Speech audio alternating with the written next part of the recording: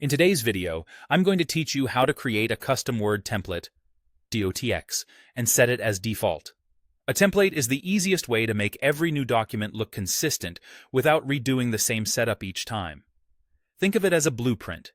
The fonts, margins, styles, headers, and any boilerplate text you add here become the starting defaults for documents created from it. Start by opening Word and creating a new blank document, or open an existing document that already has the look and content you want to reuse. If you're repurposing an existing file, clear out any sensitive or document-specific content and replace it with placeholders so you don't accidentally carry over details you didn't intend to share. Now set up your template. Define your styles first. Update the normal style for body text, then heading styles so your document structure is consistent. Choose your default font and size, set paragraph spacing and line spacing, and apply a theme if you use one.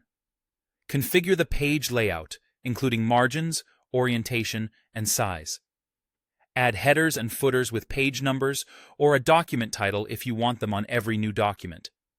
Drop in any boilerplate content, like a cover page, a standard disclaimer, or section headings you reuse frequently. This is also a good time to add content controls or placeholder text to guide future editing. When everything looks right, go to File, then Save As. Choose a location. The easiest option is the Custom Office Templates folder. Word watches this folder and shows what's inside it on the new screen under your personal or custom templates, so it's simple to start from your template later. Next, set the file type. In the Save as Type list, choose Word Template. dotx. That dots extension is important.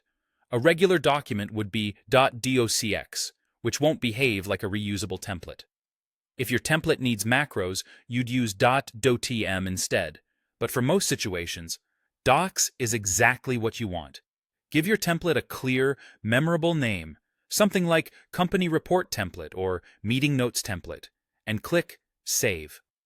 From now on, when you create a new document, go to File, New, and select your template from the Personal or Custom Templates area.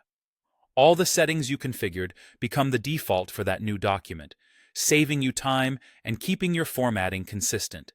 If you need to update the template later, open the .dotx file directly, make your changes, and save. That way, every future document based on it will start with your latest standards.